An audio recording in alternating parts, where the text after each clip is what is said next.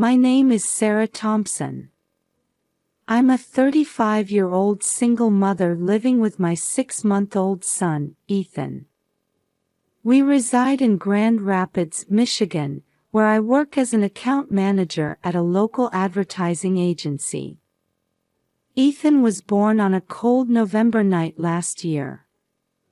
After 36 hours of labor, he came into my life with a healthy cry. The moment I held his tiny hand, I knew I'd do anything for this child. I separated from Ethan's father, John, right after the birth. He said he wasn't ready to be a father and left us. Suddenly becoming a single mother, I was filled with anxiety and confusion. That's when my mother-in-law, Margaret, offered to help and moved in with us. She was 67 and had been living alone since her husband passed away. At first, I was grateful for her offer, but I also felt a bit uneasy. Margaret actively helped with Ethan's care even after I returned to work. Her presence was truly reassuring. For me, working from early morning to late at night, Margaret's help was indispensable. However, after a few months of living together, I began to feel uncomfortable. Margaret's childcare methods differed greatly from mine. For example, she insisted that you shouldn't pick up a baby immediately when it cries, and would sometimes ignore Ethan when he cried. Margaret also frequently interfered with my parenting methods. I often heard words like, "Young mothers these days spoil their children too much," and, "In our day, we raised kids more strictly."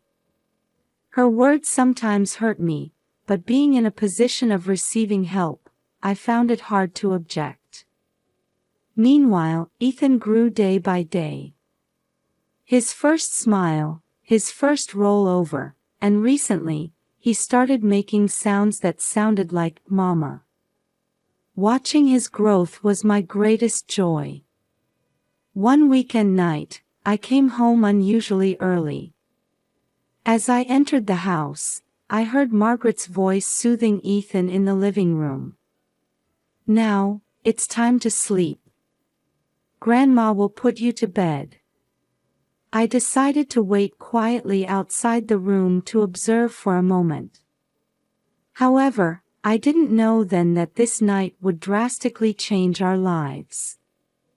As I waited outside the living room, I watched Margaret's bedtime routine. Her voice was gentle, as if she had been caring for babies for years. But at that moment, a small doubt sprouted in my heart. Was Margaret really caring for Ethan with his best interests at heart? The next morning, as I was preparing to go to work, Margaret suddenly came into the kitchen. "Sarah, I saw how you put Ethan to bed last night. You need to be stricter," she said. I turned around in surprise. "What do you mean?" Margaret continued, "You shouldn't pick up the baby immediately when it cries. It's important to let them cry a little to develop independence." I couldn't hide my confusion at her words. "But Ethan is only 6 months old. I think it's too early to demand independence from a baby." Following this conversation, Margaret's interference in childcare increased dramatically.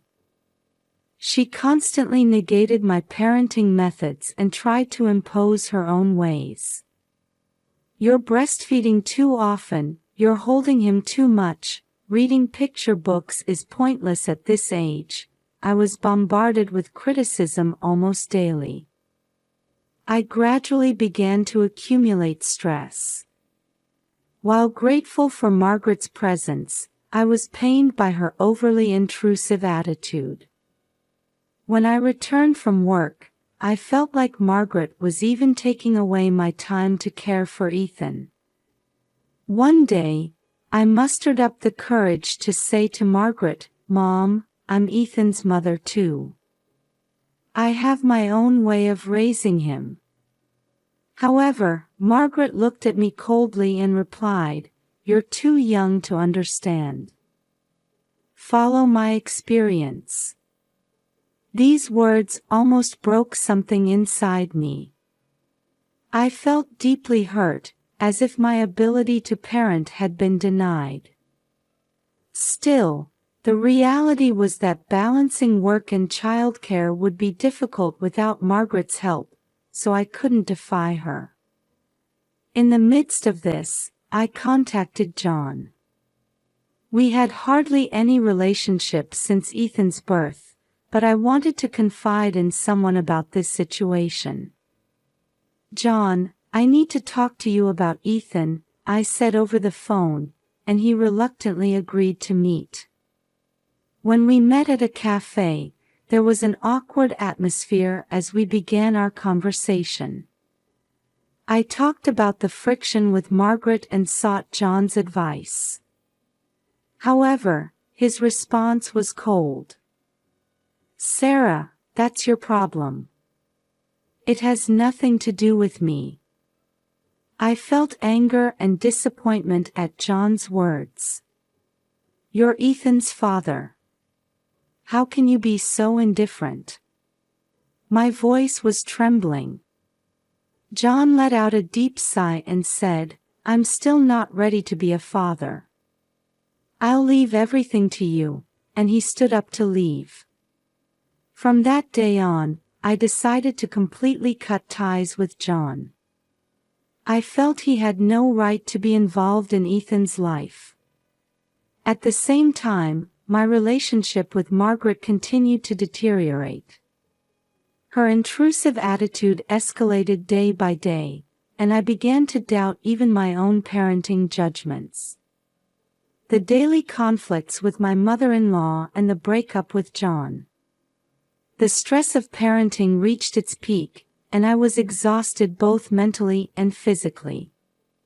Still, every time I saw Ethan smile, I strongly felt that I had to overcome these difficulties. That night, I came home late from work, completely exhausted. The clock showed 11 p.m. As I quietly entered the house, I found Margaret watching TV in the living room. "Welcome back, Sarah," Margaret said in a cold tone. "Ethan is already asleep. He was particularly easy to handle today." I felt slightly relieved but also sensed something was off. Usually, Ethan would cry a lot at night, and it was always a struggle to put him to sleep. "I see. Thank you," I replied as I headed towards Ethan's room. As I opened the door, I could hear Ethan's faint breathing in the dimly lit room. As I approached to check on him, my heart nearly stopped. Foam was coming out of Ethan's mouth. "Ethan!" I cried out involuntarily. I quickly picked him up, and his body was abnormally hot and limp. "Ethan, open your eyes. It's Mama." Hearing my scream, Margaret rushed into the room. "What happened?" "Ethan is foaming at the mouth," I explained desperately. "His breathing seems labored, and his body is hot." However, Margaret's reaction was unexpected. "Don't exaggerate. You're just overreacting." I stared at Margaret in disbelief. "This is not an overreaction. There's clearly something wrong with Ethan." Margaret, trying to appear calm, said, "Sarah, you're not used to childcare, so you panic over little things. Ethan is just in a deep sleep." I was shaking with anger and anxiety. This is not normal sleep. I'm calling an ambulance. As I reached for the phone, Margaret grabbed my arm. Stop it. There's no need to take him to the hospital. At that moment, something snapped inside me. I shook off Margaret's hand and said firmly, Ethan is my son. I will protect him. I quickly grabbed my cell phone and dialed 911. Please help, my baby is foaming at the mouth and seems to be having trouble breathing, I explained while following the operator's instructions and holding Ethan close. As the sound of the ambulance siren approached, Margaret stood in the corner of the room with a disgruntled expression. You're really overreacting. By tomorrow, you'll see everything is fine. But I couldn't hear her words. Feeling Ethan's small body hot and trembling in my arms, I was just desperately waiting for the paramedics to arrive. The paramedics arrived and quickly assessed Ethan's condition. We need to transport him to the hospital immediately, they said, and I let out a sigh of relief. As I was about to get into the ambulance, Margaret called out, I'll come with you. I replied without hesitation, no, thank you. I'll be fine on my own. Margaret looked surprised, but I had no time to worry about her feelings. As the ambulance doors closed and we headed to the hospital with sirens blaring, I held Ethan's tiny hand tightly. It's okay, Ethan. Mama's here, I whispered. You're going to be all right. In the ambulance, I reflected on the recent events. Margaret's abnormal reaction, Ethan's unnatural state, and my own intuition. I had a feeling that something much bigger was lurking beneath the surface. When we arrived at the hospital, Ethan was immediately taken to the examination room. I waited in the waiting room, trembling with anxiety and fear, for the doctor's diagnosis. At this point, I still didn't know about the terrifying truth that was about to be revealed. In the hospital waiting room, I spent a long time praying for my son's safety. Eventually, Dr. Thompson appeared and called me into the examination room.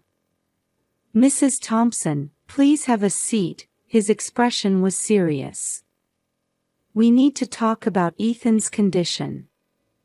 I sat down with trembling hands and listened to the doctor's words. We've got Ethan's blood test results. A significant amount of benzodiazepine class drugs was detected in his system. I was at a loss for words. Drugs. But how? Dr. Thompson continued cautiously, this type of drug is typically used to treat anxiety or insomnia. However, it should never be administered to someone of Ethan's age. His symptoms are clearly due to an overdose. Various thoughts swirled in my head. I couldn't understand how Ethan could have ingested such drugs.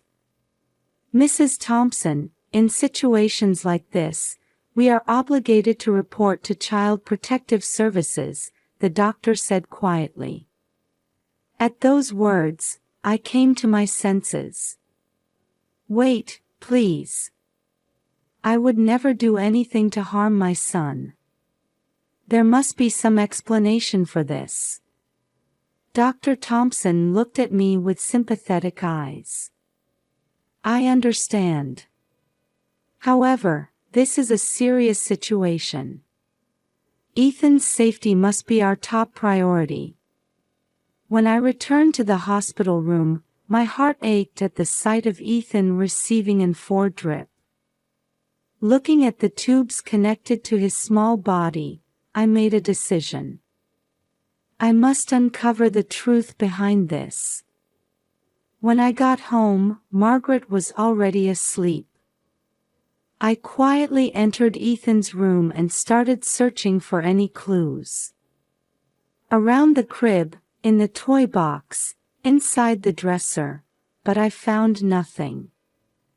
Suddenly, my eyes turned to Margaret's room. It would be an invasion of her privacy, but for Ethan's safety, I had no choice. I quietly snuck into her room and my attention was drawn to the nightstand drawer. When I opened it, I found several bottles of pills inside. Checking the labels, I saw they were the benzodiazepine class drugs the doctor had mentioned. It can't be. I was speechless. The next morning, I decided to confront Margaret about the truth. "Mom, we need to talk about last night," I began nervously. Margaret responded with a composed expression, "What is it?" "Drugs were detected in Ethan's body. The same kind you have." Margaret's expression froze for a moment. But she quickly composed herself. "What are you talking about? What about my medication? Mom, please be honest. Did you give Ethan your pills?" Margaret suddenly became furious. "How dare you say such a thing? I would never hurt Ethan." This reaction only strengthened my suspicions. However, I still lacked decisive evidence. That afternoon, I contacted John. I explained the situation and asked for his cooperation. "Sarah, that's terrible. But what can I do?" John answered hesitantly. "John, you're Ethan's father. Let's uncover the truth together." After a long silence, John sighed. "All right. I'll help as much as I can." We made a plan. John would come to the house and distract Margaret while I thoroughly searched her room. On the day of our plan, John arrived as scheduled. Margaret was surprised by the sudden visit of her grandson's father but began entertaining him in the living room. Taking advantage of this opportunity, I snuck into Margaret's room. As I carefully searched through drawers and shelves, I found what appeared to be a diary. When I opened it, I found shocking content written inside. "Ethan's crying is too loud to sleep. Tried giving him a small dose of sleeping pills. It worked, so I'm relieved. Sarah doesn't listen to my advice. This child is being spoiled too much. I'll increase the dose a bit more." My hands were shaking. This was the decisive evidence. When I returned to the living room, John and Margaret were deep in conversation. I gave John a knowing look, and he nodded in understanding. "Margaret, we need to talk," I said with a trembling voice. Margaret looked puzzled. "What is it?" "I know everything. About you giving Ethan drugs." The color drained from Margaret's face. "What are you talking about?" I took out the diary. "This is the evidence." Margaret was at a loss for words and collapsed into a chair. John stood next to me with a shocked expression. "Why did you do this?" John asked. Margaret answered through tears, I just wanted to keep Ethan quiet. I thought Sarah's way of raising him was wrong." My chest felt like it was going to burst with anger and sadness. But at the same time, I felt relieved that the truth had come to light. "Margaret, You can't stay here anymore, I said firmly. John placed his hand on my shoulder and quietly said, Sarah, I'll help too. To protect Ethan. At that moment, I saw a sign of reconciliation between John and me. We made a decision to fight together for Ethan's future. After Margaret's confession, the atmosphere in the room was tense. I took a deep breath and considered my next move. Margaret, your actions are unforgivable. You put Ethan's life at risk, I said as calmly as I could.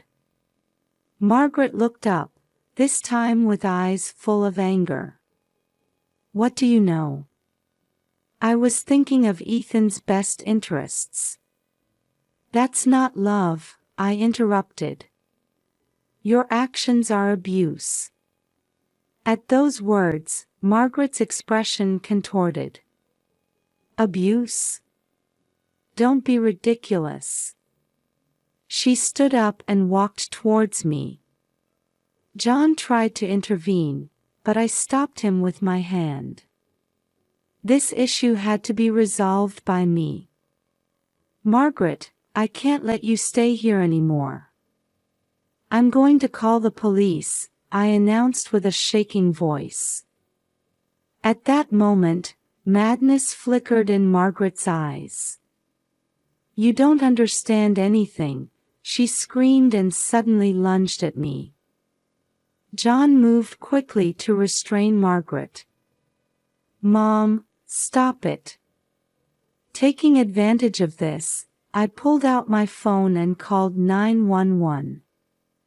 Please help. A family member has been giving drugs to my baby.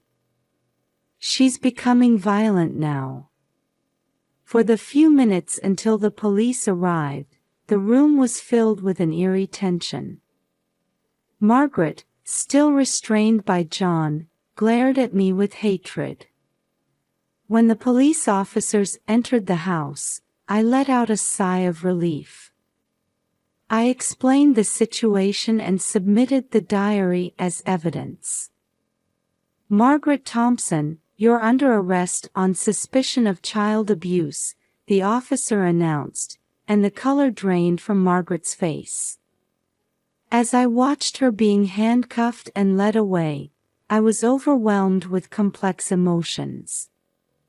Anger, sadness, and a bit of relief. After the police left, John and I sat quietly in the living room. After a long silence, John spoke up. Sarah, I'm really sorry. I should have been involved with Ethan sooner. I let out a deep sigh. John, I was disappointed in your response, it's true. But I'm grateful for your cooperation in this matter. John looked at me with a serious expression. From now on, I want to work together for Ethan's sake. Those words lit a small flame of hope in my heart. A few weeks later, Ethan fully recovered and returned home. Seeing his smile made me feel that all the difficulties we had overcome were worth it. True to his word, John became actively involved in parenting. It became a regular sight to see him taking Ethan to the park on weekends or reading picture books together. We're not a perfect family, but we're building a relationship where we respect each other and prioritize Ethan's happiness. One day, when Ethan called me Mama for the first time, tears welled up in my eyes. I was filled with gratitude for having overcome the hardships and made it this far. The future looks bright and full of hope. I believe we can surely give Ethan the best life possible. With this belief, I continue to move forward.